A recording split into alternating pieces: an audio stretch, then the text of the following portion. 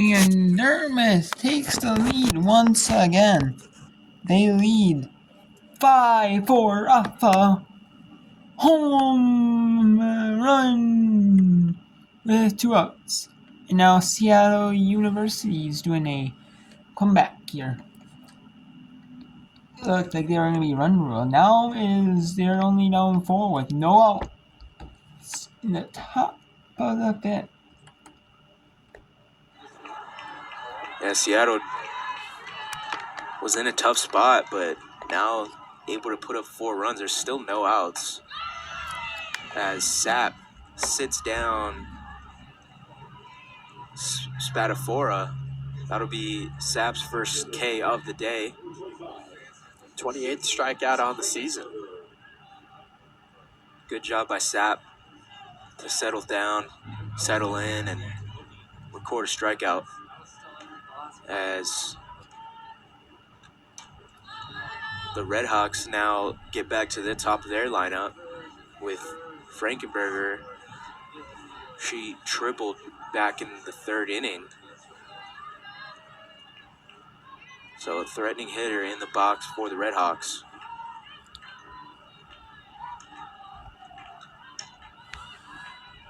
That one. So both these teams are playing in the Western Athletic Conference, and they're playing a doubleheader today. Some of these schools do, if they don't play every team, to try to play every team.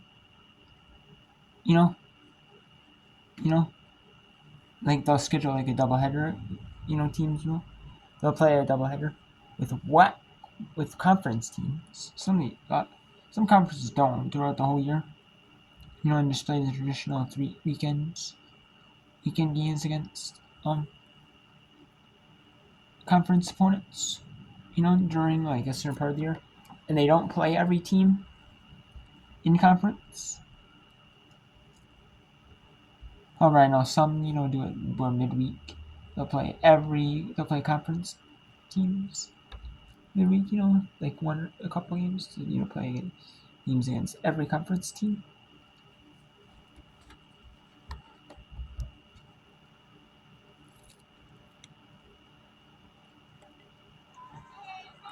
I mean, they at least have games scheduled throughout the year. I mean, you might not play every conference team, but you have games scheduled against every conference team throughout the year. And then due to weather or others, like thing, like you need to cancel, postpone, they will.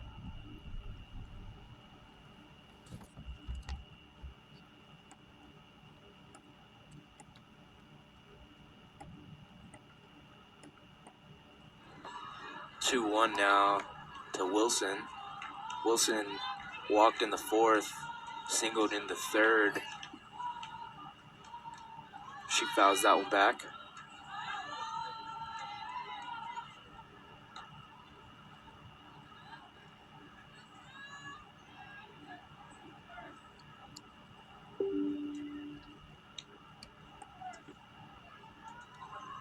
Two. Now to Wilson. She puts that one in play. Over to Rodriguez. The runner's going to be sent home. It's going to be a good play. Runner's called out. Great play by Amber Rodriguez. Saves another run from scoring. And that is 11-5. Well, you tied that 11-7. See how he was down 4. So let's see if Utah Valley can score 4 and run rule. In 15-7, the high score run rule. But now let's go back to Dartmouth University here and see if they can get the win. 6-10, they can get the win over a 27 win Boston University team. This game on the mound, and I'll look to finish it out in the field. Hit hard to short, but the catch is made. Ashley France. And Boston University is down to their last 2 outs. Lizzie Avery will step in. She walked, grounded into a double play, then struck out. Looking for her first hit today. And a big moment.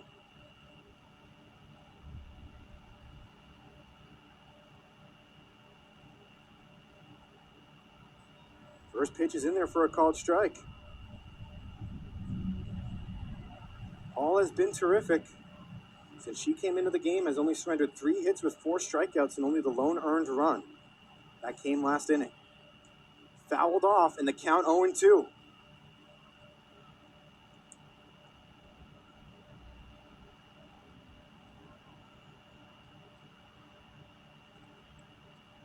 This is a game that once Boston University tied it, the thought had to be that they would have a chance to win it in the 7th, but Dartmouth able to stay in it, able to secure a 5th run. And now Hall has worked herself a 1-2 count here. If she can put a finish to this one, this would be the biggest win for Dartmouth this season. The 1-2 narrowly misses the inside edge, and the count now 2-2. Good patience here from Lizzie Avery, who knows that the important part here is you don't have to get it all in one swing. Find a way to get on base. Trust the people in the lineup behind you. She'll take that pitch outside and has now worked herself a full count. Was 0-2, now 3-2. Dartmouth has no activity. Hall will finish this game. 3-2 pitch. Misses the outside edge. And a 1-out walk. The tying run now at first base for Boston University. And up to the plate, Kylie Doherty. Struck out in her first 2 appearances, was pinch hit for by Williams, who also struck out. And now she'll be back in to try and get her first hit of the day in a big moment. Batting .280 on the season. Was pinch hit for her, went back in the field, and now back up to bat.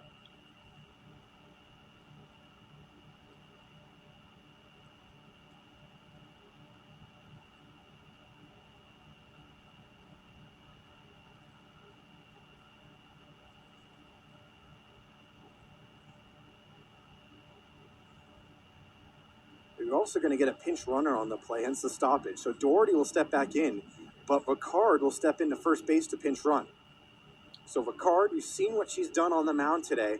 The only run she's allowed in the past couple innings since she came in a tough spot in the bottom of the first was that home run. Throw back to first will not be in time, trying to keep Ricard Arnis on the base paths.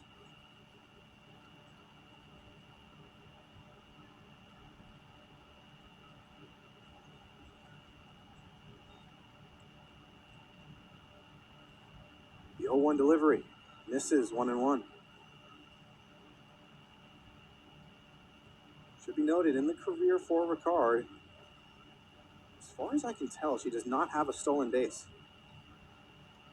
In fact, she has been caught stealing once this season, so has yet to steal a base. The 1-1. In there, 1-2. Another danger, too, you have to be concerned about. We've seen double plays already this game for Dartmouth. If Doherty does get a piece of one, but to short or second, we could see another. Fouled off out of play, so we'll do it again from 1-2. Hall's up to 50 pitches now today.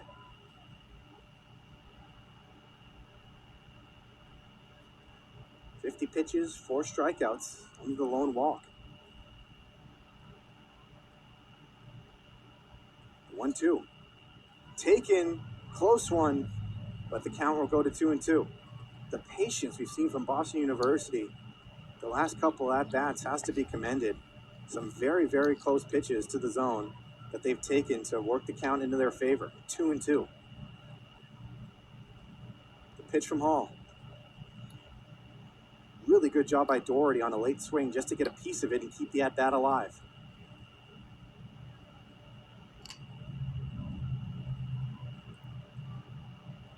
Doherty's been good this season, a .288 average, a .358 on-base percentage. Hasn't gotten on base today, though. 2-2 count. 2 outs away. This one bounces in. Throw to second will not be in time as Ricard is in standing up. So the tying run now at second base, and the count full for Doherty.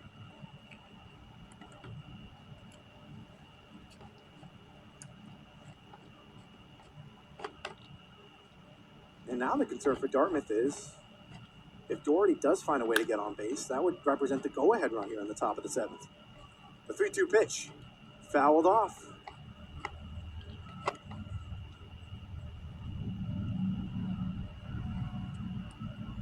We've seen Dartmouth find ways to get out of danger before. Only surrendering that 1 run in the 6th inning despite runners at 3rd and 2nd base. 3-2 pitch. Swung at, missed, and Hall has gotten herself to 1 out away from a Dartmouth win. 2 outs, tying run at 2nd base. Up to the plate is going to be the pitcher that started the game for Boston University, Allison Boaz.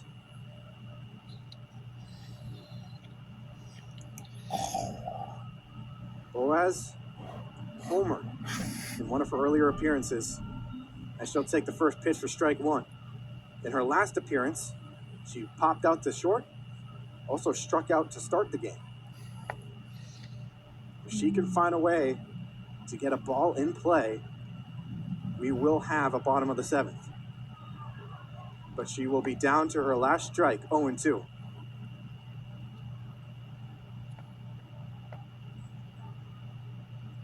Hall just recorded her 5th strikeout of the game. Has done terrifically in relief, as this one's fouled out of play and the count will remain 0-2.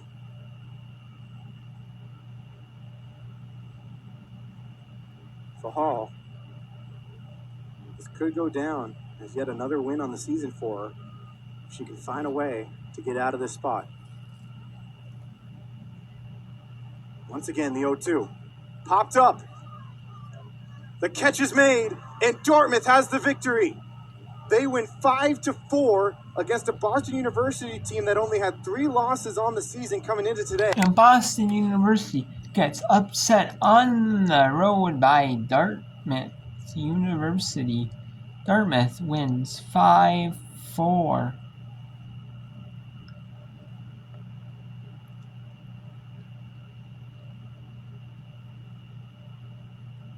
Dartmouth wins 5-4. Boston University gets their 4th loss here. They are 21st ranked team in the country.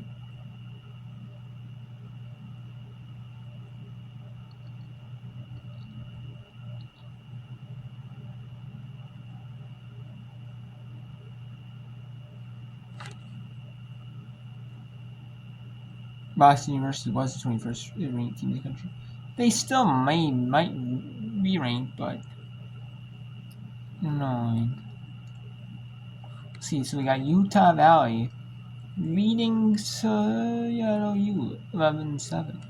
You know, there's 2 runners on 1 runner on second and 1 runner on third. Facing a tough spot to come in for a freshman, but she looks calm and composed as she throws that one in there for a strike. It's an important strike for the freshman in the circle. That's some good swing and miss stuff right there.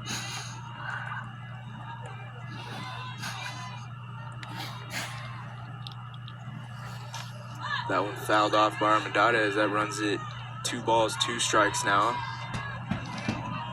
All of a sudden, Vance fights back, even up the count, and now